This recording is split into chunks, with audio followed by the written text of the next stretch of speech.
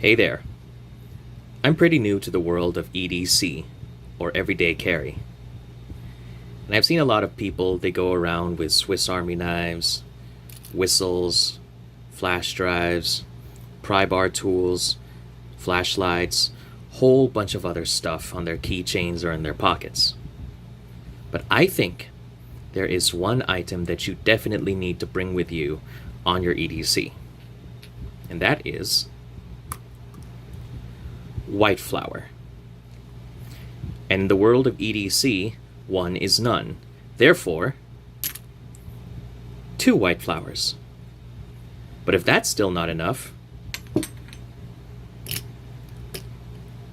efficacent oil. Because why not? And if that's still not enough, efficacent oil extreme. You see, all this stuff down here, it's good to save your life in a pinch. But this stuff up here, this can save your sanity amid the headaches of life. Thank you for your time. Stay safe.